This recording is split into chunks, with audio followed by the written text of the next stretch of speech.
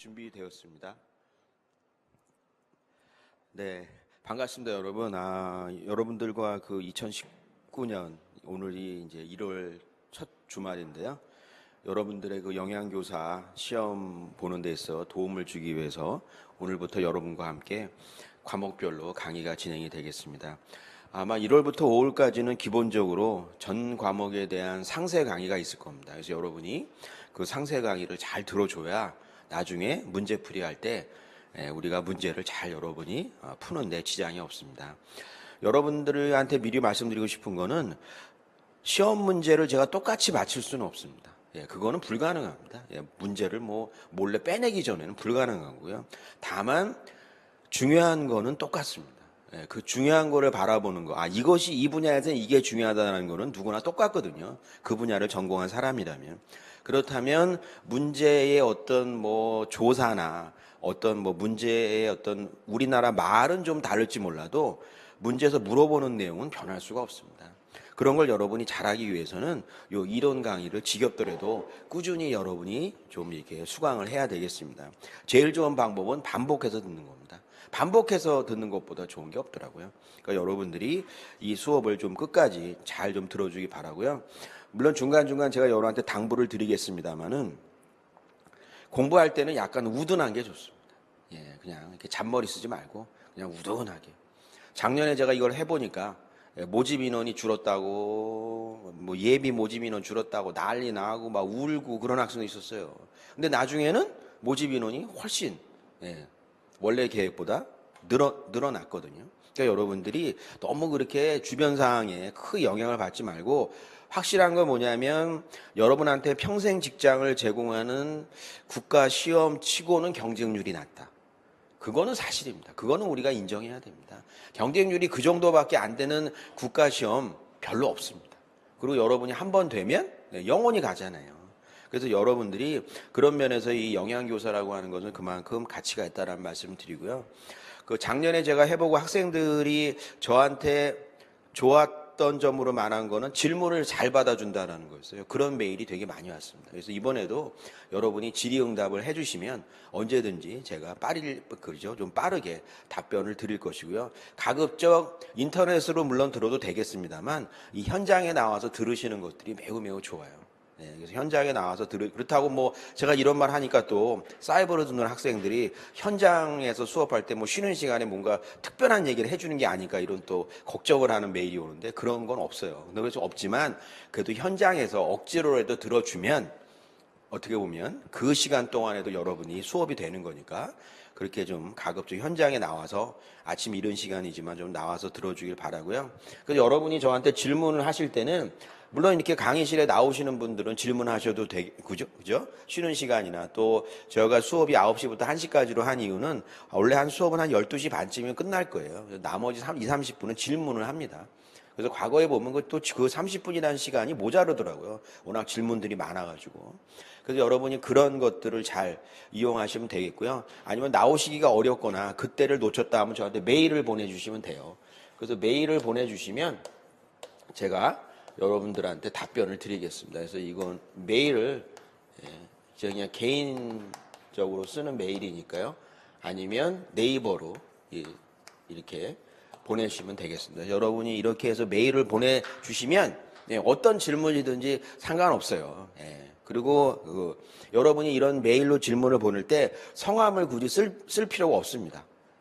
제가 여러분이 성함을 적는다 그래도 별로 그러니까 성함 없이 그냥 예명을 쓰셔도 되고 아무 상관없어요. 그러니까 중요한 건 여러분이 저랑 이 수업을 해서 성공을 거두는 겁니다. 제가 여러분이 지난 11월 마지막 주말에 시험을 치르고 이제 1월 초 끝나고 나서 이제 결과가 나왔습니다만 그 메일이 올 때 그 기쁨은 그런 것 같아요. 저 붙었어요 라는 거. 그게 상당히 기쁜 메일이더라고요. 그리고 그때 되니까 제가 몇 번째 자리에 주로 앉았던 사람 누구예요? 안경을 꼈어요.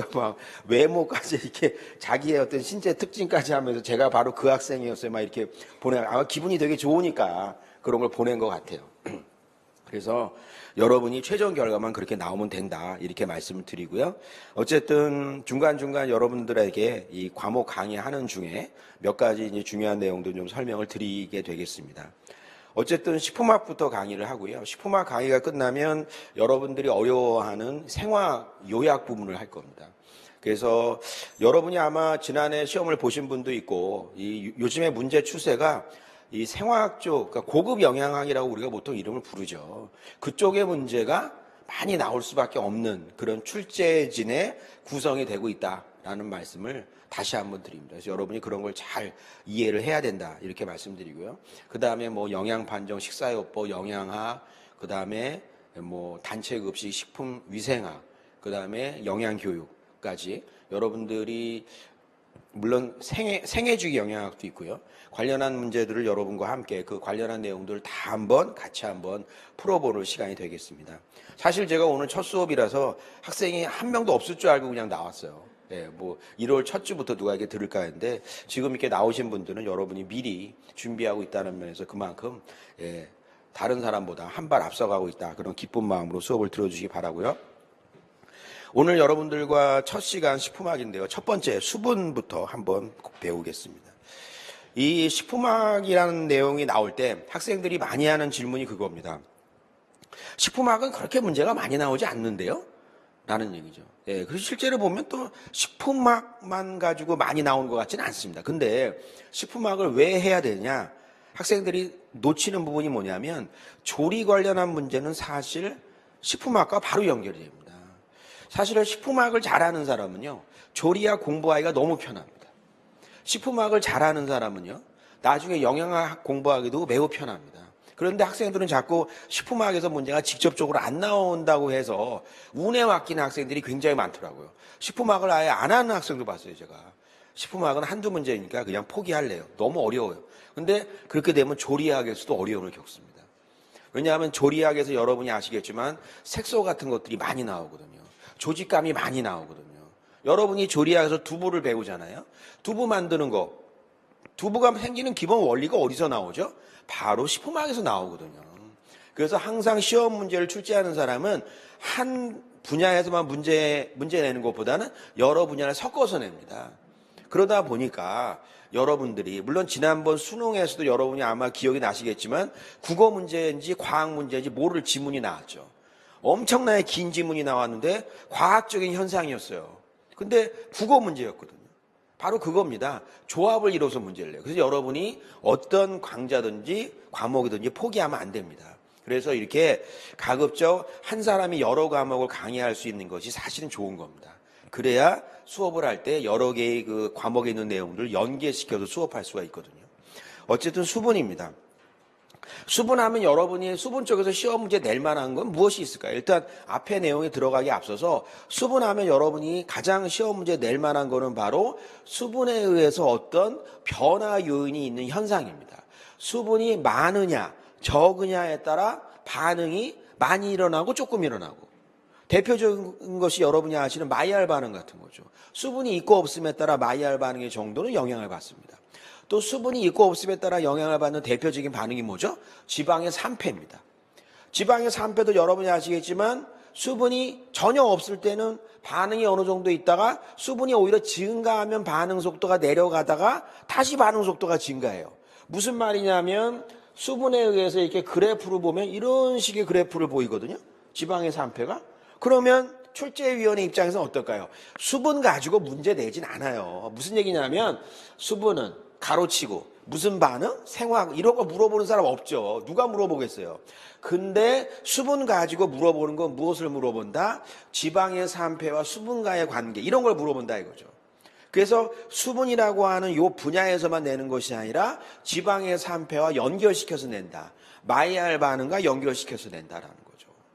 그래서 수분이라고 하는 것은 여러분이 아시는 것처럼 그런 매우 중요한 특징을 가지고 있다, 이렇게 말씀을 드리는 거예요. 그래서 이 수분이라고 하는 것을 그런 이유로 우리가 배우게 된다는 거죠. 그래서 여러분이 보게 되면 수분의 역할이 있습니다. 체온 조절, 영양 분비, 분비물 수송 역할을 한다. 여러분이 다 아는 겁니다. 예. 생화학 반응에 관여한다. 이 생화학 반응에 관여한다는 것은 바로 수분이라고 하는 것은 누구의 활성을 도와준다? 바로 효소의 활성을 도와준다라는 거죠. 이 생화학 반응에 관여한다는 것은 바로 효소의 활성을 도와줘요. 그러니까 우리는 지금 수분을 배우고 있지만 효소라고 하는 부분도 언급이 되고 있다라는 거죠. 효소. 여러분이 아시겠지만 효소라고 하는 것은 식품 성분 중에 무엇에 해당하죠? 단백질에 해당합니다. 효소는 단백질입니다. 효소는 단백질이에요. 효소는 단백질로 구성되어 있죠. 다르게 말하면 아미노산으로 구성되어 있어요. 즉 효소라고 하는 것은 단백질로 구성되어 있고 이 효소라고 하는 것의 특징을 여러분이 아셔야 될 것은 바로 어떤 역할을 한다? 바로 어떤 두 가지 성분의 만남에 자리를 제공한다 이거죠. 효소의 역할은 자리를 제공하는 거예요. 자리. 그래서 여러분이 아마 이런 그림 옛날에 배웠을 거예요. 효소라고 하고 이렇게 덩치가 크게 그려놓고 여기 A라는 물질 자리에 앉히고 B라는 물질 앉히고 이런 그림들을 여러분이 생물 시간에 많이 배웁니다. 즉 효소라고 하는 것은 바로 뭐죠? 매개체 역할을 합니다. 쉽게 말씀드리면 우리 일상생활에서 중매쟁이. 여러분은 중매쟁이라는 단어를 잘 모르시니까 소개팅 잘 시켜주는 친구 있잖아요. 그 친구한테 말하면 소개팅 잘 시켜줍니다. 왜냐하면 발이 넓어. 바로 그런 역할을 하는 것이 바로 효소예요. 그러면 물은 무슨 역할을 하느냐? 물이 생화학 반응에 관여한다고 했는데 물은 바로 무슨 역할을 하죠? 이동수단의 역할, 교통수단의 역할을 하는 거예요. 아까 말씀드린 것처럼 A군과 B양이 이 효소가 마련해준 자리에 오려면 무엇이 필요하죠? 교통수단이 필요합니다. 여러분들도 아무리 좋은 모임에 나가고 싶어서 옷 아주 예쁘게 그저 잘 입고 나가려고 딱 준비하고 있는데 서울 시내 교통이 마비가 됐대. 그럼 여러분 그 모임은 어떻게 되죠? 취소됩니다. 취소하잖아요. 사람들이 올 수가 없어. 아무리 좋은 자리에 있어도. 그러면 반응이 일어나지 않아요. 바로 수분이라고 하는 것이 생화학 반응에 관여한다는 것은 바로 무엇이다? 말씀드린 것처럼 어떤 물질들을 이동시켜주는 여러분이 오늘 여기에 오신 교통수단의 역할을 바로 수분이 한다는 거죠. 그렇기 때문에 수분이 있고 없음에 따라 화학 반응의 정도는 달라질 수밖에 없어요. 교통수단이 많으면 여러분이 그 장소에 가기가 편하잖아요. 아무리 여러분이 영화를 보러 가는 걸 좋아해도 영화관에 갈 수 있는 교통수단이 많으면 많이 가죠. 근데 교통수단이 끊기면 못 가잖아요. 그렇기 때문에 생화학 반응에 관여한다. 따라서 이런 이동수단의 역할을 할 수 있으려면 물은 바로 어떤 역할을 해야 된다? 움직여야 된다, 움직이지 않아야 된다. 물은 움직일 수 있어야 된다 이죠. 바로 움직일 수 있는 물을 우리는 특별히 무슨 물이라고 배웠죠? 바로 자유수라고 배웠다 이거죠. 움직일 수 없는 물을 우리는 뭐라고 배웠죠? 결합수라고 배웠다라는 거죠. 따라서 말씀드린 것, 그러면 결합수가 있다면 어떨까요? 이 생화학 반응에 영향을 미칠까요? 안 미칠까요? 영향을 미치지 못하죠. 도움을 주지 못하죠. 한마디로 바로 뭐죠? 집에 차는 있는데 뭐죠? 그 차가 휘발유가 없어요. 기름이 없어요. 그러면 그 차는 뭐죠? 찜덩어리예요. 그렇잖아요. 움직일 수. 그런 차가, 그런 물이 바로 무슨 물이다? 결합수다 이거죠. 그래서 제가 여러분한테 아까 살짝 말씀드린 거예요. 식품에 요렇게, 이게 식품이라고 해봐요. 여기에 지금 수분이 식품에 착 요렇게 달라붙어 있어요. 요렇게 달라붙어 있어요. 요렇게 달라붙어 있을 때 우리는 요 물을, 이 노란색으로 표시한 이 물을 무슨 물이라고 한다? 결합수라고 한다는 거예요. 식품에 결합돼 있어요. 식품에 결합돼 있다 보니까 어떨까요? 아무 역할을 하지 못해요. 아무 역할을 하지 못하다 보니까 지방의 산패를 도움을 줄 수 있을까요? 없을까요? 도움을 주지 못해요. 움직이질 못하니까. 왜냐하면 지방의 산패가 일어나려면 여러분 아시겠지만 무슨 역할이 필요하죠? 효소의 역할이 굉장히 중요하거든요. 효소가, 마담 또 아줌마가 이동을 못해요. 왜요? 교통수단이 없으니까. 그래서 지방의 산패가 일어나지 않아요. 그런데 여기서 수분이 많아지면 어떻게 될까요? 이 수분은 무슨 수분이죠? 자유수가 되죠. 자유수의 특징은 뭐죠? 자기들끼리 결합하고 있어요. 자기들끼리 결합하면서 말씀드린 것 이동수단의 역할을 할 수 있다. 그러니까 자유수로서의 역할을 할 수 있다 보니까 어떨까요, 여러분? 얘는 식품의 화학 반응에 관여하죠. 그래서 여기에 있는 수분의 양이 늘어나면 어떻게 된다? 지방의 산패는 늘어나게 되는 거예요. 지금 말씀드린 것처럼 출제하는 사람은 그래프로 문제 내는 걸 되게 좋아합니다. 왜냐하면 출제하는 그 출제를 담당하고 있는 공무원이 항상 그렇게 권해요. 문제에 좀 그림이 나와 있으면 좋겠어요. 그림이. 왜냐하면 출제를 자기가 했는데 그 출제를 책임지고 있는 직원이 이 문제 참 좋습니다. 그래야 문제가 통과가 될 거 아니에요. 그래야 자기가 그날 하루 쉬는 거 아니에요. 이제 문제 하나 냈으니. 근데 문제를 기껏 써서 냈더니 이래가지고는 안 돼요. 선생님 이래가지고는 안 돼요. 그러면 자기 지금 TV 보려고 했는데 또 들고 가야 돼. 그럼 또 이제 수정해. 짜증나잖아요. 그래서 그림 문제를 많이 내라고 그래요. 이 시청각적인 문제. 그렇기 때문에 아까 말씀드린 것은 그런 그래프 같은 거를 여러분이 수분할 때, 나중에 이제 지방할 때 제가 자세히 설명드리겠지만 그런 것들을 여러분이 항상 수분하면서 알고 있어야 지방의 산패 이해할 때 잘 된다 이거예요. 그래서 제가 어쨌든 그런 특징이 있다라는 거죠. 그리고 물질 운동에 관여한다. 그렇죠. 이동할 수 있잖아요.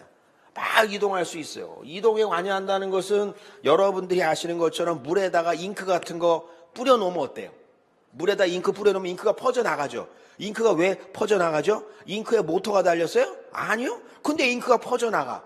잉크가 왜 퍼져나가죠? 그 안에 어떤 현상이 있다는 거죠? 물이 계속 움직이고 있는 거예요. 물이 계속 움직이면서 그 잉크의 파란색을 퍼뜨리고 있는 거예요. 물속에. 이런 운동을 우리가 무슨 운동이라고 불렀죠? 그렇죠. 우리가 브라운 운동이라고 배웠죠. 이 브라운 운동이 중요한 이유는 브라운 운동이 왜 여러분 중요하죠? 이 수분에서는 너무 좀 그죠? 앞선 설명이 될 수 있을지 모르지만 브라운 운동이 왜 그렇게 중요하지? 와닥닥 하면서 바로 여러분이 아시는 것처럼 무엇을 형성할 수 있다? 그렇죠. 조를 형성할 수 있다. 여러분 조리라고 배웠죠? 조리라고 배웠어요? 안 배웠어요? 여러분 우유가 무슨 상태예요? 조울이죠, 조울. 아니, 그죠? 그러니까 제가 말씀드리죠. 수분하면서 무엇을 알아야 된다? 조울을 알아야 된다 이거예요. 그거를 따로따로 공부해서는 절대 시험 문제 맞히지 못해요. 왜냐하면 출제하는 사람은 뭐라고요? 요 일장만 갖고 문제 내면 남들이 뭐라고 해요. 너 실력 없구나. 왜 그거 갖고 문제를. 이것도 있지만 다른 내용도 포함시켜야지. 제가 지금 보면서 물질 운동하면서 브라운 운동 얘기하면서 브라운 운동의 예가 뭐라고? 우유. 그래서 제가 조리학과 연결이 너무 많이 된다. 식품학을 잘하는 사람이 조리학을 잘하는 거예요. 그래서 이게 우유면 여러분 우유의 대부분 성분이 뭐예요? 물이죠. 근데 우유에 여러분이 어때요? 지방도 있고 단백질이 있죠. 근데 가라앉아요? 안 가라앉아요? 안 가라앉아요. 그 안 가라앉는 이유가 뭐죠? 그 안에서 브라운 운동이 계속 있는 거예요. 그 입자들이.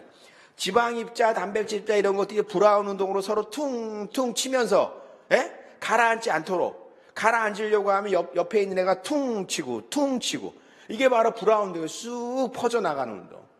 그래서 여러분이 보게 되면 그런 물질 운동에 관여한다라는 거죠.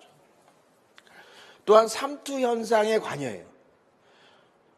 이 삼투 현상에 관여한다는 뜻은 바로 여러분이 아시겠지만 어떤 영향을 미치죠? 삼투 현상은 바로 수분이 삼투 현상 등에 관여한다. 수분과 삼투 현상에 관여하는 대표적인 식품 성분 두 가지가 있죠. 어떤 것이 있습니까? 그렇죠. 바로 설탕과 소금이죠. 여러분 아시겠지만 저는 여러분한테 절대 질문하지 않잖아요. 제가 그냥 물어보고 제가 말하는 거니까 신경 쓸 거 없어요. 뭐 답을 기다릴 시간이 없어요 지금. 여러분 아시겠지만 이 삼투압과 관련되는 것은 물인데 그 물의 삼투압 현상을 유발하는 식품 성분은 바로 설탕과 그렇죠. 소금이다라는 거죠. 그럼 여러분 아시겠지만 이 삼투 현상이라고 하는 것은 쉽게 말씀드리면 바로 뭐죠? 물을 바깥으로 밀어내는 거예요. 물을 바깥으로 밀어내. 누구예요? 소금과 설탕이. 근데 물을 바깥으로 밀어낼 때 어떤 물을 밀어낼까요? 자유수를 밀어낼까요? 결합수를 밀어낼까요? 자유수를 밀어내죠. 자유수를 밀어내니까 어떨까요? 이동수단이 없어지죠. 그러니까 어떨까요? 식품에 화학 반응이 잘 일어나지 않겠죠. 다르게 말씀드리면 뭐죠? 저장기간이 늘어나죠. 그래서 여러분이 아시겠지만 케이크를 그렇게 달게 만들죠. 스팸을 그렇게 짜게 만들죠. 스팸 짜다고 아무리 CJ에다 전화해보세요. 스팸이 짠데요? 죄송합니다. 그럼 그 다음에 싱거워져야 되잖아요. 근데 계속 짜. 왜 이렇게 짜게 만들어요? 여러 가지 이유가 있지만 그 중에 하나가 바로 뭐죠? 소금을 넣어야 삼투 현상에 의해서 여러분 아시겠지만 여러 가지 물론 요인이 있지만 그 중에 지금 수분이니까 삼투화 현상에 의해서 AW 양을 어떻게 한다? 줄인다 이거죠. AW를 여러분이 아시잖아요. AW가 바로 뭐죠? 자유수의 함량이죠. AW를 줄이게 된다 이거죠. AW를 줄인다. 그것은 바로 뭐죠? 저장 기간을 늘리게 된다 이거죠. 그래서 그런 효과를 내는 겁니다. 그러면 우리가 지금 여기서 이러고 다음 장으로 넘어가면 안 된다 이거죠. 왜냐하면 소금과 설탕이 나왔어. 공부에 제일 좋은 방법은 뭐라 그랬어요? 아까 제가 반복이라 그랬어요. 아주 그냥 지겨울 정도로 반복을 해야 돼요. 그래야 시험 볼 때 가끔 보면 그런 학생이 있어요. 나오면서 어머 나 그거 아는 건데 아우 안 썼어 내가 아우 그거 모르는 거예요. 예. 왜요? 반복을 그만큼 안 한 거예요. 연애할 때만 반복하려고 그러지 마요. 나를 좋아해? 그러면 말을 해야지 1000번이고 10,000번이고 그러면 그 연애할 때는 그렇게 잘 써먹다가 왜 공부할 때는 안 써먹어요. 중요한 거는 소금, 설탕을 볼 때 여러분 삼투 효과를 더 크게 낼 수 있는 물질이 식품의 저장에 더 큰 그 도움을 주는 식품 성분은 뭐죠? 그렇죠. 여러분이 아직 소금이죠. 설탕에 비해서 소금이 훨씬 더 많은 효과를 낸다 이거죠. 그것은 바로 소금이 어떤 기능이 있다. 첫 번째, 소금은 설탕에 비해서 저장 기간을 늘릴 수 있는 효과가 더 큰 이유는 바로 소금은 무엇을 감소시키는 효과가 더 크다? AW를 감소시키는 효과가 훨씬 더 크다 이거죠. AW를 감소시키는 효과가 매우 큰 이유는 바로 무엇 때문에 그렇습니다. 무엇 때문에 그렇죠? 소금의 분자량이 설탕에 비해서 작기 때문이다라는 거죠. 그것은 이론적으로도 또 수치적으로도 우리가 설명할 수 있다라는 거죠. 중요한 것은 AW 감소시키는 효과가 소금이 더 크다. 왜냐하면 소금의 분자량은 여러분이 아시는 것처럼 58.44g/몰밖에 안 되거든요. 소금은. 근데 설탕은 어떻게 되죠? 342g/몰이나 돼요. 여러분이 아시겠지만 AW를 구할 때 우리는 계산식을 구할 때 지금 여기서 너무 많은 얘기를 할 수 없지만 AW를 구할 때 몰수의 개념을 쓰잖아요. 그러다 보니까 몰수는 분자량분에 주어지냐 이런 것을 학생들이 제일 싫어하더라고요. 분석화학 나 그거 정말 싫어요 막 이러면서요. 그죠? AW는 여러분 아시겠지만 몰수 개념으로 구하고 몰수는 분자량분에 주어진 양이다 보니까 소금은 분자량이 작아요. 설탕은 분자량이 이렇게 커요. 그러다 보니까 AW 감소시키는 효과가 소금이 월등히 크게 나타납니다. 그래서 소금의 저장 효과가 더 커요. 두 번째로 소금이 저장 효과가 큰 이유는 바로 무엇 때문에 그렇죠? 여러분이 아시는 두 번째 이유는 바로 소금은 무엇을 가지고 있다? 클로라이드 이온을 가지고 있다라는 거죠. 염소 이온의 효과는 여러분 아시겠지만 어떤 효과가 있습니까? 염소 이온은 바로 살균 작용이 있거든요. 염소 이온이라고 하는 것은 살균 작용을 가지고 있어요. 그러다 보니까 설탕이 가지고 있지 않은 소금만의 특징이 바로 두 번째로 있다라는 거죠.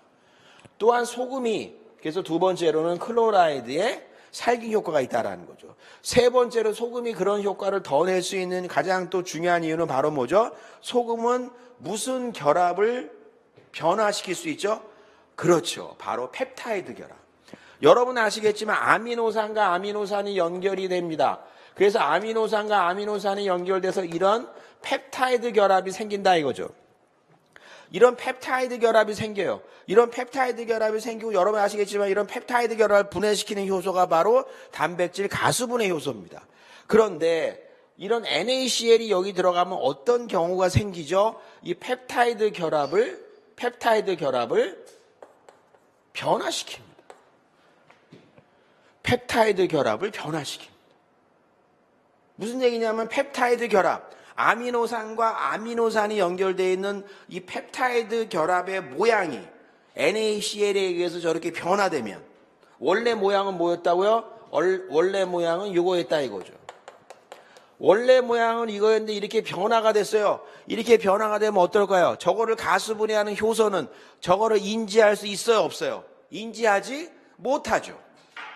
저 효소가 저걸 인지하지 못하면 어떨까요? 단백질을 먹어도 에너지를 낼 수 있어요 없어요? 못하죠. 무엇과 같은 거죠? 탄수화물 중에서 셀룰로즈와 같은 거죠. 분해가 안 돼요. 분해가 안 되니까 어떻게 됩니까? 단백질 그 귀한 소고기를 먹었는데 쉽게 말씀드리면 뭡니까? 분해가 안 되죠. 그러다 보니까 저런 펩타이드 결합을 그러니까 변화시키다 보니까 미생물들도 여러분 생활하는데 무엇이 필요하죠? 단백질이 필요하거든요. 아미노산이 필요하거든요. 근데 미생물 입장에서 어때요? 자기가 가지고 있는 효소 갖고 그 양분을 분해하지 못해요. 소화시키지 못해요. 대사시키지 못해요. 그러다 보니까 미생물이 생육이 안 되는 거예요. 그러다 보니까 설탕에 비해서 소금은 말씀드린 것처럼 월등히 더 우수한 저장 효과를 가지고 있다. 이렇게 말씀을 드리겠습니다. 그러면 여러분들이 그래서 제가 말씀드리고자 싶은 건 뭐냐면 그 학생들이 저의 단점이 말이 너무 많대요. 네, 근데 제가 말을 많이 해야 여러분들이 그래도 나중에 쓸 게 많아져서 그런 건데 중요한 거는 여러분이 이거 사실 이 세 줄 그냥 쭉 읽고 넘어가도 돼요. 근데 중요한 거는 이 안에 많은 뜻이 있어요.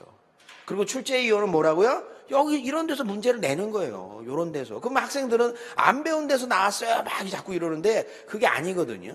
그리고 여러분이 보게 되면 이 물의 구조를 잠깐 볼 필요가 있어요. 이거는 여러분이 물의 구조가 시험 문제에 직접 나오진 않아요. 근데 중요한 거는 이것이 물 한 분자예요. H2O. 그래서 여기 보면 큰 동그라미가 바로 산소, 작은 동그라미 두 개가 수소죠. 그 검은색으로 되어 있는 작은 동그라미 두 개가 수소. 그래서 여러분이 보게 되면 이것이 H2O예요. 이 물이라고 하는 것이 여러분 보시면 어때요? 다른 네 개의 물 분자 하나, 둘, 셋, 네 개. 다른 네 개의 물 분자가 어떻게 되어 있죠? 결합하고 있어요. 물 한 분자는 다른 네 개의 물 분자와 무슨 결합? 수소 결합으로 연결되어 있어요. 이 점선으로 되어 있죠? 그것이 바로 수소 결합입니다. 이렇게 수소 결합으로 연결되어 있다라는 거죠. 그리고 이 수소 결합이라고 하는 것은 여러분이 아시겠지만 이게 견고한 결합이 아니거든요. 이 수소 결합의 형성과 깨짐을 어떻게 한다? 계속 반복한다 이거죠. 바로 이 수소 결합이 고정되어 있는 것이 아니라 1번 물 분자가 지금 보시는 것처럼 10시 방향, 2시 방향, 3시 방향, 6시 방향으로 다른 물 분자 4개와 결합되어 있어요. 다른 4개의 물 분자와 결합되어 있다. 그래서 여러분이 아시겠지만 물이라고 하는 것은 기본적으로 몇 각수다? 5각수예요. 그리고 그걸 약간 변형시켜서 6각수로 만들었다고 막 난리치고 막 이렇게 하는 거예요. 원래 물은 5각수가 가장 안정한 구조예요. 어쨌든 물 한 분자가 다른 4개의 물 분자와 결합되어 있어요. 근데 이 결합이 뭐라고요? 고정화되어 있지 않다라는 거죠. 이 결합이 고정화되어 있지 않은 상태의 액체를 우리는 뭐라고 부른다? 바로 물이라고 한다 이거죠. 이 결합이 고정되어 있으면 우리는 뭐라고 부른다? 얼음이라고 하는 거죠. 그래서 얼음이 단단한 거예요. 결합이 고정되어 있는 거예요. 이 결합이 와해되면 어떻게 된다고요? 물인 거죠. 그럼 여러분 생각해 봅시다. 얼음일 때는 어떨까요? 이 물 한 분자가 다른 4개의 물 분자와 결합이 어떻게 되어 있다? 고정되어 있다. 자동차가 어떻게 되어 있다? 고정되어 있다. 움직이지 않는다 이거죠. 따라서 얼음일 때는 어떨까요? 화학 반응에 관여할 수 있어요, 없어요? 관여하지 못해요. 화학 반응에 관여하지 못하니까 어떻게 되는 거죠? 화학 반응이 일어나지 않기 때문에 우리가 여러분 부모님들이 음식 재료 남으면 냉동고에다 갖다 넣는 이유가 바로 뭐죠? 화학 반응이 일어나지 않으라고요. 그러면 여러분이 질문해요, 저한테. 그래도 냉동고에 들어가도 화학 반응 조금은 일어나던데요? 그 조금 일어나는 이유는 바로 뭐 때문에 그렇죠? 효소가 움직이거든요. 효소가 어떨까요? 교통수단이 없으니까 효소가 빨리 움직일 수는 없겠죠. 하지만 천천히 움직여요. 마담 또 아줌마가 어때요? 자기 차가 있으면 빨리빨리 이 사람 저 사람 소개시켜 줄 텐데 차가 고장이 났는데 어때요? 수리할 생각이 없으니까 나중에 어떻게 하죠? 동네에 있는 사람끼리에도 소개시켜 주는 거죠. 천천히 움직이면서. 그래서 말씀드린 것처럼 이런 식의 특징을 가지고 있어요. 수증기가 되면 어떻게 되죠? 이 결합이 다 끊어져 버려요. 수증기가 되면. 이 결합들이 다 끊어져 버려서 훨훨 날아가는 거죠. 그랬다가 이제 지금 얼음에서 액체, 그죠? 고체, 액체, 기체로 설명드렸는데 반대로 그럼 기체부터 한번 해볼까요? 기체에서는 어때요? 이 결합들이 다 끊어져 있어요. 수결합이. 예, 그 다음에 온도가 조금씩 내려갔어요. 그러니까 액체가 됐어요. 수결합이 형성이 됐어요. 그 다음에 무엇이 되죠? 예, 고체가 됐어요. 그때 여러분들은 조리학 할 때 그런 걸 배웠어요. 무슨 냉동? 급속냉동, 완만냉동. 그때 문제 나오는 거예요. 급속냉동이라는 것은 바로 무엇을 말하죠? 여러분 아시겠지만 급속 냉동은 바로 뭐죠? 부피 증가를 최소화하면서 순식간에 얼려버린다라는 거죠. 즉 부피가 늘어나는 지점을 어떻게 한다? 부피가 늘어나는 특정 온도 범위를 빨리 지나간다, 느리게 지나간다. 빨리 지나간다 이거죠. 그것이 급속 냉동이에요. 그러므로서 어떻게 한다? 부피 증가를 최소화할 수 있다라는 거죠. 그렇게 부피 증가를 최소화할 수 있다 보니까 어떨까요? 주변에 있는 조직감의 변화를 최소화시킬 수가 있는 거죠. 그래서 우리는 급속 냉동을 많이 권하게 된 거죠. 완만 냉동은 바로 뭐죠?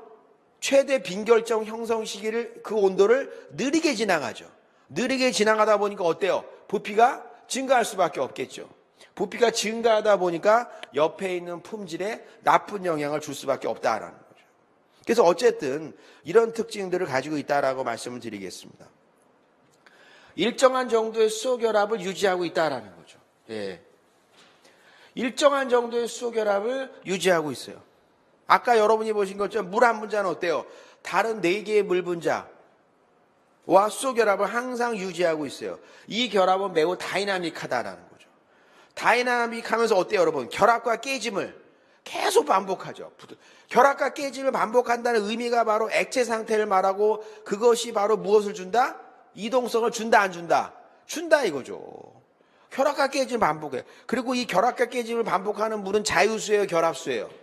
자유수예요. 결합수는 뭐죠? 말 그대로 결합과 깨짐을 반복할 수가 없어요. 왜냐하면 식품과 결합되어 있거든요. 식품한테 완전히 매여 있는 몸이 결합수예요. 그래서 여러분이 꼭 알고 있어야 돼요. 자유수, 결합수 물어보는 문제는 거의 안 내요, 이제는. 근데 그거 갖고 지금 말씀드린 것처럼 완만냉동, 급속냉동에 이런 식으로 문제를 자꾸 조리 쪽과 연결해서 문제를 낸다 이거죠. 항상 시험 문제 낼 때 식품학하고 조리학 하신 분은 항상 같이 다니면서 문제를 만들어요. 그걸 여러분이 꼭 기억해야 됩니다. 산소와 산소 사이에는 하나의 수소를 가지고 산소 사이에 할 때는 109도이며 결합거리는 산소와 산소의 결합거리는 일정하다. 이 결합거리가 사실은 그죠? 2.76 옹스트롬 이래요. 근데 중요한 건 이런 걸 외우라는 게 아니에요. 이런 거 외울 필요 없어요. 왜 이런 말씀을 써놨냐? 예, 이 문제는 절대 내는 일은 없어요. 이거를 가로치고 각도가 몇 도냐 이런 문제 안 내요. 왜냐하면 논문 쓰는 사람마다 109도라고 하는 사람도 있고 108도라고 하는 사람도 있기 때문에 이런 문제는 절대 안 내요, 출제자들이. 근데 왜 제가 이 말씀을 드리냐? 물이라고 하는 것은 구조를 취할 때 어떤 구조를 취하고 있다? 매우 규칙적인 구조를 취하고 있다라는 거예요. 각도, 길이 이런 것들이 마치 사간생도들이 줄 쓴 것처럼 아주 명확하게 형성한다라는 거죠. 물 한 분자는 다른 4개의 물 분자와 수소 결합으로 연결. 아까 여러분 그림에서 보신 내용이죠. 물 한 분자는 다른 4개의 물 분자 수소 결합으로 연결되어 있고, 그 수소 결합의 정도가 하나의 물 분자가 다른 4개의 물 분자와의 결합 수가 3개, 2개, 1개로 줄어들면 그것이 무엇이 된다? 기체가 되는 거죠. 그리고 그 결합이 다이나믹하지 않고 그 결합이 딱 고정되어 있으면 그것이 바로 무엇이 된다? 고체가 된다 이거죠. 바로 이 수소결합의 다이나믹한 정도, 또 수소결합의 숫자, 이거에 따라 말씀드린 것처럼 수분은 고체가 될 수도 있고 액체가 될 수도 있고 기체가 될 수도 있다라는 거죠. 그래서 이 수분의 액체, 고체, 기체라고 하는 형태를 결정하는 가장 중요한 원인은 바로 무엇이다? 수소결합의 정도이다. 이렇게 말씀드리겠어요. 그러면 식품과 수분이 결합하고 있을 때 결합은 무슨 결합이죠? 식품에 결합되어 있는 수분을 우리가 결합수라고 하죠. 그 결합수는 바로 무슨 결합으로 구성되어 있죠? 주로 이온 결합으로 구성되어 있죠. 이온 결합으로 구성되어 있어요. 이온 결합으로 구성이 되어 있다. 이렇게 말씀을 드리는 거예요. 수분의 성질 한번 보겠습니다. 물은 다른 물 분자와 수소 결합을 형성하고 있다는 거죠. 그래서 여러분이 아까 그림에서 보신 것처럼 물은 다른 물 분자와 수소 결합을 형성하고 있어요. 수소 결합의 특징을 여러분이 굳이 아실 필요는 없어요. 여러분이 이게 화학 시험이 아니니까. 어쨌든 물은 다른 물 분자와 수소 결합을 형성하고 있고, 그 수소 결합을 말씀드린 것처럼 어때요? 공유 결합 또는 뭐죠? 이온 결합에 비해서 매우 약하다. 이온 결합을 말씀드린 이유는 바로 무엇 때문에 그렇죠? 이온 결합을 말씀드린 이유는 바로 결합수 얘기를 하려고 하기 위함도 있고, 이온 결합을 말씀드리는 또 중요한 이유는 바로 뭐죠? 여러분이 수화를 배워야 돼요. 수화라고 하는 거. 수화라고 하는 것이 여러분이 아시겠지만 나중에 무엇과 연결되죠? 두부 만들고. 여러분 아시겠지만 두부 만들 때도 이용하고 단백질 변성 같은 것도 여러분이 아셔야 됩니다. 그때도 바로 여러분이 수화라는 개념이 그런 개념이구나라는 걸 알게 됩니다. 어쨌든 여기서는 제가 우선 이온 결합에 비해서 매우 약하다. 결합수에 비해서. 그리고 뭐죠? 공유 결합에 비해서 약하다. 공유 결합은 아까 어떤 것이 공유 결합이었죠?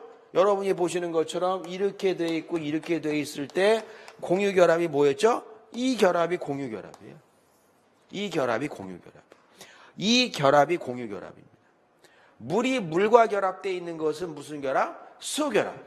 물 분자 내에서 자기들 원소끼리의 결합은 무슨 결합? 공유 결합으로 되어 있다 이거죠. 근데 그런 공유 결합이나 결합수가 이루고 있는 이온 결합에 비해서 수소 결합은 매우 약하다 이거죠. 그럼 물의 결합 특성입니다. 얼음은 비교적 간격이 있는 배열 구조다 이거죠. 배열 구조고 말씀드린 것처럼 매우 정렬된 구조를 취하고 있다. 물에서 얼음이 될 때는 두 가지 방법이 조리학에서 있다. 아까 말씀드린 것처럼 완만 냉동이냐 급속 냉동이냐. 완만 냉동, 급속 냉동에 따라 품질에 많은 차이가 생길 수 있다라는 거를 여러분들이 좀 알고 있어야 된다는 거죠. 어쨌든 완만 냉동이나 급속 냉동 이런 거를 떠나서 냉동을 하게 되면 일어나는 품질 변화, 여러분이 아는 대표적인 품질 변화는 어떤 품질 변화가 있죠? 조직감의 변화가 있죠. 예, 조직감의 변화. 제가 여러분한테 자꾸 답안지에 쓰는 용어를 자꾸 말씀드리는 이유는 이런 거를 문제를 낸 사람들이 만드는 채점 기준은 어떻다고요? 이런 용어를 쓰거든요. 조직감 이런 말. 예를 들어서 뭐 조직이 말랑말랑, 조직이 푸석푸석 이러면 점수가 푸석푸석해져요. 그래서 자꾸 학생들이 그렇게 답안지를 많이 쓰더라고요. 여러분은 일반인이 시험 보는 사람이 아니에요. 그죠? 이거를 전공한 사람이 시험 보는 거고 답안지 채점 유형은 누가 만들죠? 문제 낸 사람이 쓰게 돼 있어요. 그러니까 그분들은 자연스럽게 조직감 이런 단어를 쓰는데 여러분은 거기다가 조직감이 푸석푸석해요. 뭐 이런 말 쓰면 안 된다 이거죠. 그래서 자꾸 말씀드린 거예요. 얼음이 되면 일어나는 대표적인 첫 번째 변화, 조직감의 변화가 생긴다 이거죠. 조직감의 변화가 대부분 부정적으로 일어난다 이거죠. 두 번째로 냉동했을 때 여러분 아시겠지만 어떤 변화가 있어요? 냉동하게 되면 품질 변화 중에. 그렇죠. 색깔이 변하죠. 색깔 변화를 여러분들은 확인할 수 있죠. 색깔 변화. 어떤 색깔 변화를 여러분이 경험하고 있죠? 바로 그렇죠. 여러분이 아시는 것처럼 녹색의 변화를 확인할 수 있어요. 파나 이런 녹색 채소들을 냉동고에 보관하면 색깔이 어떻게 되죠? 녹색의 선명도가 떨어지게 됩니다. 그분 그 파나 제가 그 녹색 채소가 떠오르는 게 파밖에 없네. 네.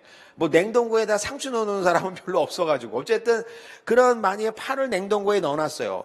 파를 냉동고에 넣었을 때 그 녹색을 주는 파의 녹색 색소 이름이 바로 뭐죠? 그렇죠. 클로로필이죠. 그죠? 클로로필. 여러분이 아마 지금 감을 잡았을 거예요. 시험 문제 낼 때 물의 결합 특성만 가지고 문제 내지는 않는다 이거예요. 얼음 보니까 벌써 조직감 변화, 색 변화 막 그죠? 나오죠? 그런 것들로 문제를 내고 이런 것들이 바로 여러분 지금 제가 냉동시킬 때 조직감 변화, 색 변화 이런 것들이 어느 분야 분들이 좋아하시는 거예요. 조리학 하시는 분이 좋아하죠. 조리하시는 분들은 재료를 신선하게 보관하고 조리 과정에서 일어나는 변화 이런 것들을 문제로 항상 내시는 분들 아니에요. 그러다 보니까 클로로필의 색깔이 변해요. 클로로필 색깔이 왜 변하죠? 그러면 바로 그거죠. 여러분이 아시겠지만 냉동을 하게 되면 어떻게 됩니까? 아까 제가 그랬어요. 급속 냉동을 해도 완화되긴 하지만 완만 냉동보다는 덜 일어나긴 하지만 급속 냉동을 하든 완만 냉동을 하든 어떤 변화가 생기죠? 부피가 늘어나죠. 부피가 늘어나면 어떻게 되죠? 조직이 터지죠. 여러분 중고등학교 때 잘 생각해봐요. 갑자기 살이 찌니까 어떻게 돼요? 살이 터졌죠. 이런 식물들은 어때요? 갑자기 부피가 늘어나니까 식물이 가지고 있는 수분의 부피가 증가하면서 조직이 터지면 어떻게 됩니까? 파의 입장에서는 위기죠. 자기 조직이 터졌으니까 위기잖아요. 왜냐면 균이 들어오잖아요. 바깥에서. 그러니까 파는 이런 식물들은 어떻죠? 무엇을 내보내죠?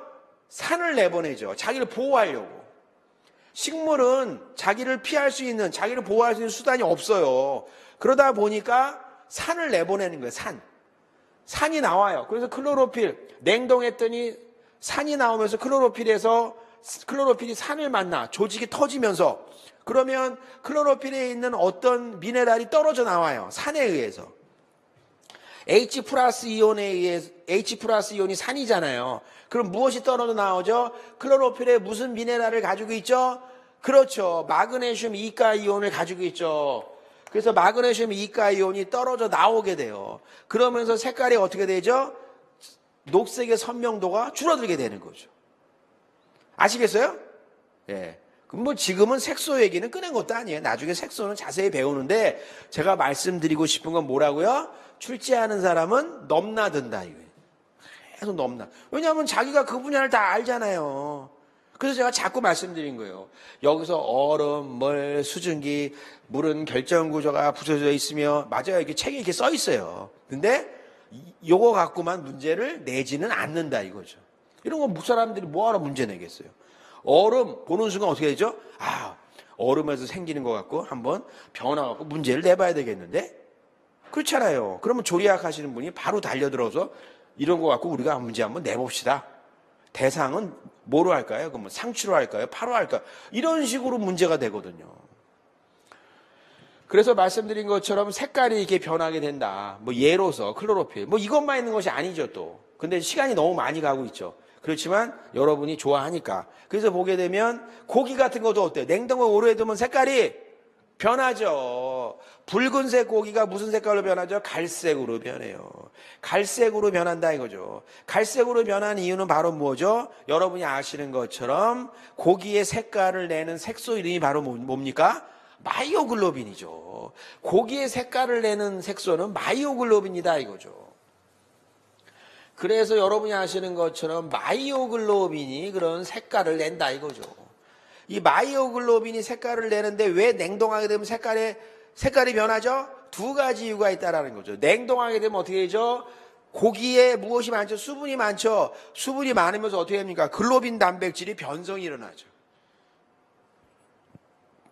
이 마이오글로빈의 구조를 보면 가장 큰 부분을 차지하는 것이 바로 글로빈 단백질이에요. 글로빈 단백질이고 두 번째로 무엇이 있죠? 철 이가 이온이 있는 거죠. 철 이가 이온이 있는 거죠. 냉동하게 되면 부피가 증가하면서 글로빈 단백질의 변성이 일어나게 되고, 변성이 일어나면서 자기가 색깔을 띠는 부분을 뭐죠? 가리우게 되죠. 가리웁니다. 단백질이 색깔을 가리우게 되고, 철 이가 이온 두 번째로 뭐가 되죠? 철 3가 이온으로 변하게 되죠. 그래서 어떻게 되죠? 고기의 색깔이 갈색으로 변하게 되죠. 그래서 말씀드린 것처럼 얼음으로 됐을 때, 뭐 지금 다 말씀드리긴 뭐하지만 여러분들이 벌써 우리가 언뜻 아는 것만 해도 조직감의 변화는 누구나 다 알 수 있고, 두 번째로 바로 육안으로 바로 드러나는 것이 뭐라고요? 색깔의 변화가 있다라는 거죠. 그래서 얼음, 냉동이라고 하는 것을 우리가 조심스럽게 해야 되는 이유가 바로 그런 데 있다라는 거죠. 물은 결정 구조가 붙여져 있으며 물 분자가 서로 가까이 결합된 상태이다 라는 거고요. 수증기는 열을 가하면 수소 결합이 끊어져. 아까 말씀드린 것처럼 물과 다른 4개의 물 분자 사이의 수소 결합이 대부분 끊어지게 돼요. 그러면서 수증기가 되는 그런 특징을 가지고 있다라는 거죠. 그러면 수분의 역할을 한번 보겠습니다. 수분은 화학적 역할이 있다. 화학적 역할이라고 하는 것은 아까 말씀드린 것처럼 어떤 역할? 이동수단으로서 역할이 있다는 거죠. 수분이 이동수단으로 역할을 할 수 있는 이유는 어떤 걸 이용해서 수소결합의 형성과 깨짐을 반복하면서 그걸 통해서 무엇을 얻게 됐다? 에너지를 얻게 됐다. 이동수단을 얻게 된 거죠. 마치 지렁이가 움직이는 것과 동일하다 이거죠. 지렁이를 여러분이 과거에 본 기억을 보면 어때요? 그 지렁이 마디의 연동운동 하면서 그죠? 계속 움직이잖아요. 근데 물은 그 연동운동을 어마무지하게 빠른 속도로 진행합니다. 1초에 10의 23승번만큼 진행하니까 그 속도를 또 잰 사람도 희한하죠. 10의 23승번만큼 뭐라고요? 수소결합의 형성과 깨지를 반복한다고. 뭐 그 숫자를 외울 필요 없어요. 그 정도로 빨리 한다 이거죠. 물리적인 역할을 한다 이거죠. 여러분 아시겠지만 물리적인 역할, 바로 물리적인 역할이라고 하는 것이 바로 무엇을 말하죠? 식품의 조직감을 말합니다. 여러분이 영양이나 식품에서 물리적 역할을 하면 죄다 조직감이에요. 조직감. 수분이 있고 없음에 따라 그러면 어때요? 그 식품의 조직감 다르죠? 마른 오징어, 물 오징어, 조직감 완전히 다릅니다. 그 다음에 생오징어, 냉동오징어, 얼렸을 때 다르죠?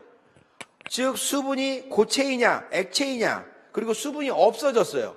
건조가 됐을 때 어때요? 조직감이 전부 다 다르다는 거죠. 그래서 말씀드린 것처럼 물리적인 역할이 이렇게 차이가 있다. 그리고 수분이 있고 없음에 따라 여러분 아시겠지만 어때요? 미생물의 생육이 결정이 되죠. 따라서 수분은 이런 다양한 역할을 할 수가 있다는 거죠. 자유수의 함량 증가는 말씀드린 것처럼 화학적인 반응을 더 촉진시키겠죠. 그래서 여러분이 아시겠지만 우유 같은 경우는 어때요? 변질이 굉장히 빨리 일어나죠. 왜요? 물이 많으니까. 우유는 변질이 굉장히 빨리 일어나요. 근데 우유의 변질이 빨리 일어날 때 우유의 변질에 미생물이 먼저 자랄까요? 지방의 산패가 먼저 일어날까요? 두 가지 중에 무엇이 먼저 일어나죠? 우유는 네, 다행히 지방의 산패가 먼저 일어나요. 그래서 우리가 우유가 상한 거를 잘 안 먹게 되는 이유가 그거죠. 우유 팩을 열었을 때 냄새가 팍 나죠. 그 냄새가 왜 나죠? 미생물이 원래 얘가 그렇게 심한 애였어요. 냄새. 그게 아니에요. 냄새가 난 이유는 우유 속에 들어있던 그 물 속에 들어있던 지방이 산패되면서 기화되면서 그 냄새가 팍 나. 그래서 정말 다행이야, 다행. 그렇지 않았으면 우유 먹고 사고 난 사람 많았을 거예요. 미생물이 먼저 자랐으면, 그죠? 산패가 나죠. 근데 참 고마워요. 참 신기하더라고. 산패가 먼저 일어난 거예요. 그래서 여는 순간 안 먹어. 헉, 엄마 이 냄새. 그때 엄마가 미생물 때문이야. 이렇게 말하면 안 되죠. 지방의 산패. 그 위에 있는 지방산이 바로 여러분이 아시는 무슨 지방산? 그렇죠. 저급지방산. 저급지방산. 위에 있는 지방산은 탄소수 몇 개? 탄소수 4개. 탄소수 4개 지방산이, 물론 탄소수 6개도 좀 있지만 탄소수 4개인 지방산이 대부분이다 이거죠. 그래서 탄소수 4개인 지방산이 우유에 많이 있어서 우유에 들어있는 지방산을 우리가 저급지방산이라고 하죠. 고급지방산은 여러분이 아시는, 그래서 우리가 이 탄소 4개인 걸 뭐라고 불러요? 부티르산. 이런 얘기 들어봤는데? 부티르산. 그죠? 예, 부티르산 이런 데 있는 거죠. 부티르산 이렇게 있고. 여러분이 아는 고급지방산은 탄소수가 몇 개죠? 16, 18, 20 이런 것들이죠. 이런 것들. 그래서 여러분이 아시는 것처럼 탄소수 18개 있는 거. 대표적으로 뭐예요? 포화지방산으로? 예, 스테아르산. 그죠? 탄소수 18개 있는 거 스테아르산. 이렇게 뭐 할 때마다 자꾸 이렇게 연결시켜서 공부를 넘나들어야 된다는 얘기예요, 제가. 지금 여러분 생각할 때는, 큰일이야, 저거 언제 다 해. 근데 걱정하지 마요. 여러분 1년 전에 선배들도 다 그렇게 했지만, 어떻게 됐죠? 이제 조금 날이 따뜻해지고 반팔 입어야 되고 이렇게 되면 조금씩 이제, 뭐 하다 보면 다른 게 떠오를 거예요. 이렇게 됐구나, 이렇게 됐.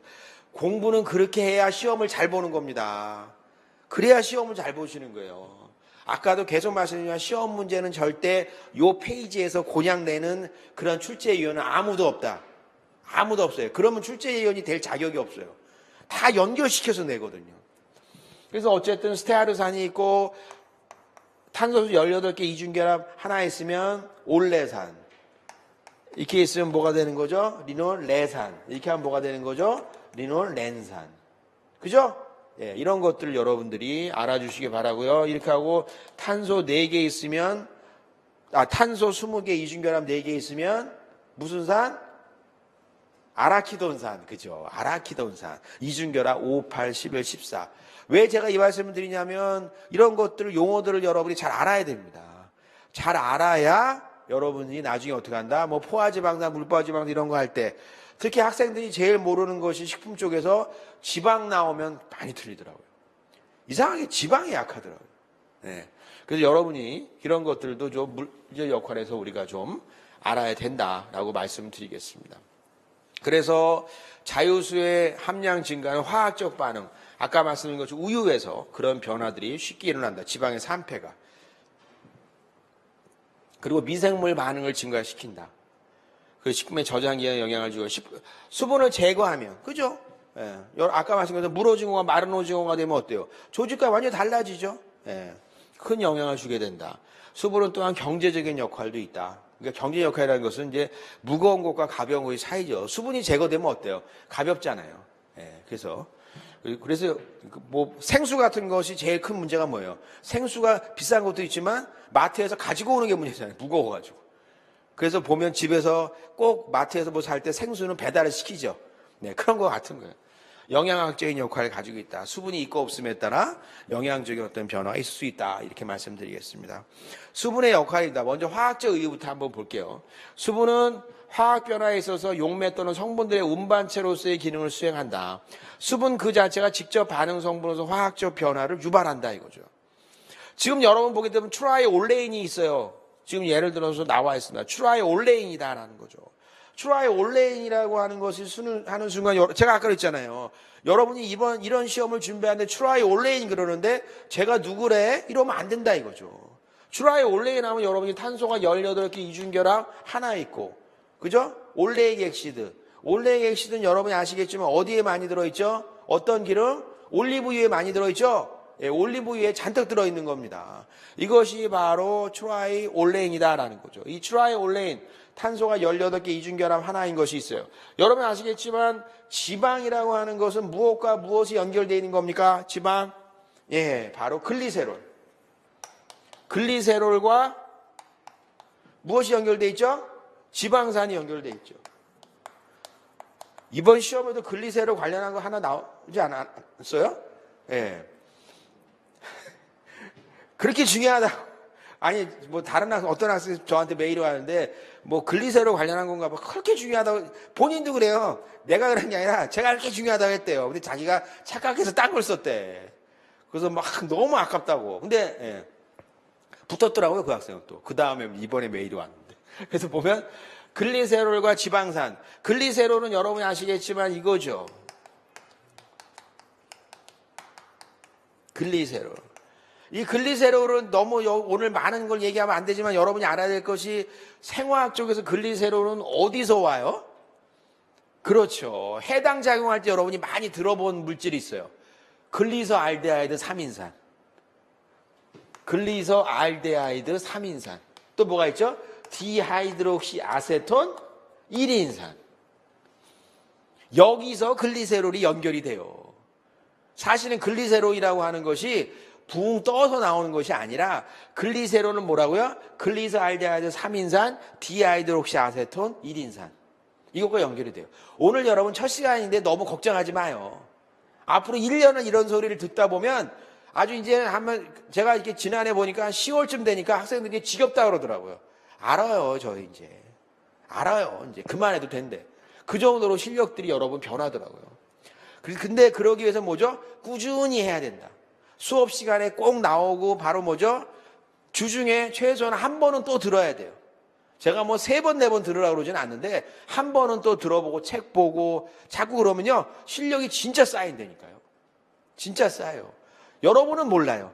자기가 실력이 쌓이는 거. 그거는 여러분이 아마 여러분 집안의 꼬마애 매일 그 꼬마애를 보는 엄마는 얘가 키가 큰지 모르지만 몇 달 만에 보는 사람은 어때요? 야, 너 키 엄청 컸다? 그것과 동일합니다. 그래서 글리서알데하이드 3인산, 디하이드록시 아세톤 1인산. 얘는 어디서 왔었어요? 해당 작용할 때? 아, 그렇죠. 과당 162인산. 기억나요? 안 나요? 과당 162인산이 어떻게 되죠? 알돌레이스 효소가 과당 162인산 어떻게 했어요? 싹둑 잘랐죠? 싹둑 잘라서 과당 162인산은 탄소가 몇 개? 6개. 싹둑 자르니까 어떻게 돼요? 탄소 3개인 것이 2개가 만들어지겠죠. 그래서 만들어진 것이 글리서알데하이드 3인산, 디하이드록시 아세톤 1인산. 그래서 여러분이 아시겠지만 디하이드록시 아세톤 1인산이 어떻게 되는 거죠? 글리서알데하이드 3인산이 되고 그 다음에 말씀드린 것처럼 글리세롤로 이어지는 이런 것들이 프로세스가 있어요. 생화학에서. 그래서 제가 여러분한테 계속 말씀드리지만 이 영양교사 시험 문제는 뭐라고요? 다 연결돼 있어요. 정말 단체급식만 빼고 다 연결돼 있어요. 단체급식은 조금 특이한 분야예요. 그거는 뭐 그냥 외우면 되는데 어쨌든 여러분 이게 다 연결이 돼 있다. 그래서 글리세롤과 지방산이 서로 에스터 결합으로 연결돼 있어요. 그러니까 지방산이니까 여러분 뭡니까? 이게 바로 지방산이죠. 글리세롤과 지방산의 에스터 결합.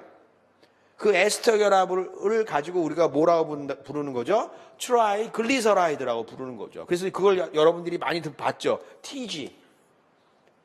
트라이글리서라이드. DG는 뭐죠? 발음을 잘해야 돼요. DG는 뭐죠? 두 개가 붙어 있는 거. 여기에 지방산이 어때요? 세 개 붙을 수 있죠? 여기 세 개 붙을 수 있죠. 하나 붙고 두 개 붙고 세 개 붙을 수 있잖아요.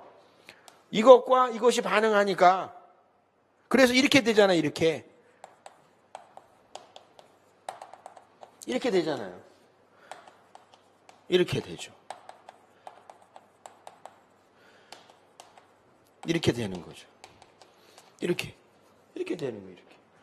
이렇게 되는 거예요. 이게 바로 세 개가 붙어서 우리가 뭐라고 부른다는 거죠? 트라이글리서라이드. 만약에 두 개만 붙으면 뭐가 되는 거죠? 다이글리서라이드. 두 개다. 하나가 붙으면 모노글리서라이드. 이게 되는 거죠. 그래서 여기에 트라이라는 말은 바로 뭐죠? 세 개 붙었다는 거예요. 글리세롤에 뭐가? 올레익 액시드가 세 개가 에스터 결합으로 형성되어 있는 뭐다? 지방이다라는 거죠. 지방산이 아니죠. 지방이라는 거예요. 지방. 글리세롤과 에스터 결합으로 안정화되어 있는 지방. 여러분 아셔야 될 것은 지방은 바로 생화학적으로 뭐죠? 저장 형태예요. 저장 형태라고 하는 것은 바로 뭐죠? 안정화된 형태예요. 이 지방이 활성형이 되면 무엇이 되죠? 에너지를 내야 되겠다 싶으면 뭐가 되는 거죠? 지방산이 되는 거예요. 지금 아까 말씀드린 이 에스터 결합을 뭐 한다? 끊는다 이거죠. 이걸 끊어. 활성화되려면. 여러분이 오늘은 식품학 시간이지만 생화학에도 언급이 되는 내용이니까 꼭 알고 있어야 돼요. 그리고 이런 거 시험 문제 잘 나와. 여러분도 아마 기억이 날 거예요. 뭐 비타민 D도 그렇고 뭐 OH 뭐죠? 1, 25 뭐 그죠? OH 뭐 1 그다음에 25 OH에서 비타민 D 할 때도 나오고 그러잖아요. 왜 출제위원들이 어떤 문제를 좋아하느냐? 활성형이 있고 우리 몸에는 저장형이 있어요. 우리 몸에는요, 모든 성분은요, 활성형이 있고 저장형이 있어요. 여러분, 사람이 24시간 긴장하고 지낼 수 있어요? 못 지내요. 여러분이 하루에 활성형, 긴장형 상태로 지낼 수 있는 시간은 2-3시간이 안 될 거예요, 아마. 나머지는 다 쉬어요, 사람이. 그래서 우리 몸의 모든 물질들, 여러분이 배우는 모든 물질들은 활성형이 있고 저장형이 있어요. 나중에 여러분이 영양 판정할 때 그런 거 매우 중요합니다. 그래서 아까 말씀드린 것 중에 하나가 글리사알데하이드 3인산 같은 경우가 바로 활성형이에요. 디하이드록시 아세톤 1인산이 바로 저장형이에요. 그래서 이 두 개로 잘라지잖아요. 서로가 이렇게 서로 상호 교환이 돼요. 교환이 돼갖고 왔다 갔다 해요. 그래서 필요해. 해당 작용이라는 것이 뭐예요? 에너지가 필요하죠? 에너지가 필요해 그러면 저장형인 디하이드록시 아세톤 1인산이 글리사알데하이드 3인산으로 전환이 돼요. 그리고 에너지가 필요 없으면 어떻게 되죠? 이쪽으로 와요. 보관하려고. 마치 여러분 집에 있는 냉장고가 있는 것과 똑같아요. 엄마가 요리를 하려면 어떻게 되죠? 그 안에 있는 재료를 꺼내죠. 그 다음에 요리를 할 필요가 없을 때는 도로, 저장형으로 냉동고에다 집어넣잖아요.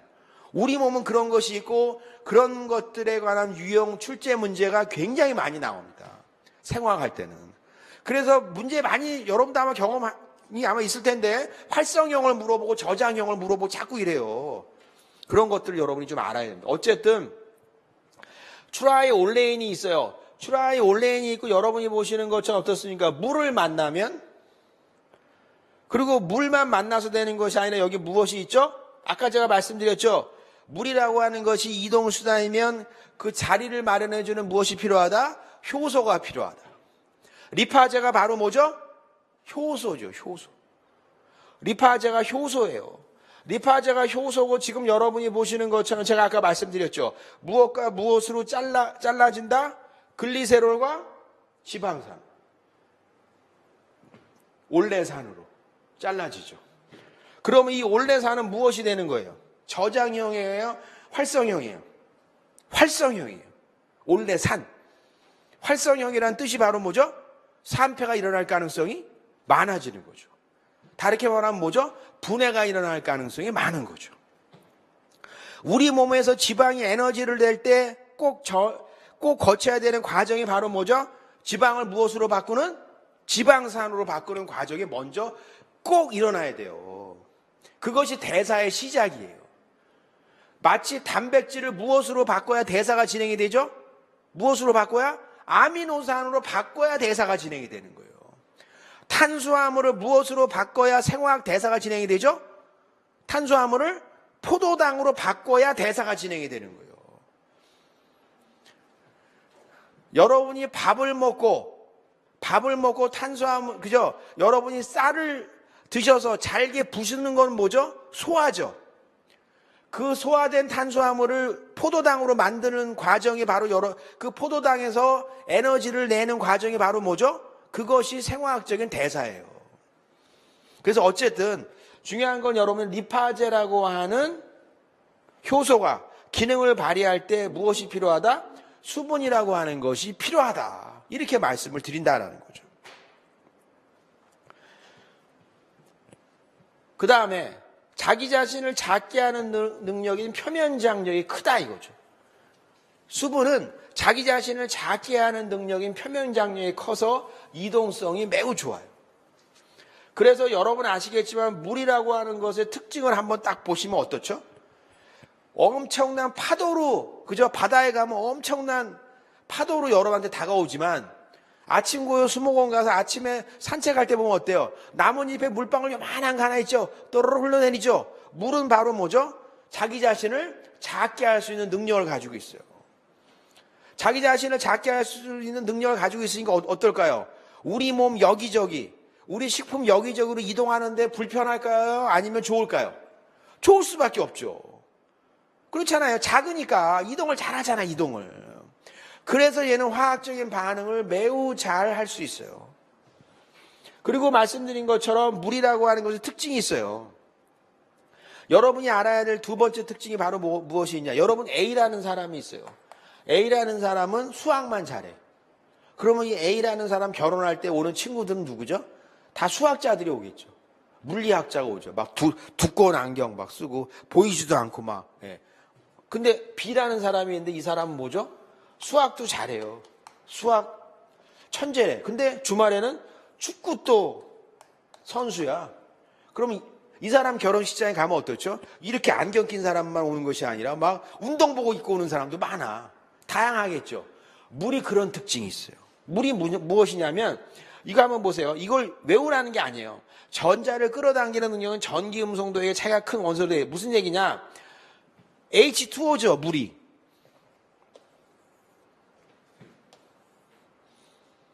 극과 극의 성질을 가지고 있어요. 이걸 제가 여러분한테 뭐 전기 음성도가 뭐니 이걸 외우라는 게 아니라 물이라고 하는 것은 어때요? H2O로 되어 있는데 H와 O의 특성이 뭐라고요?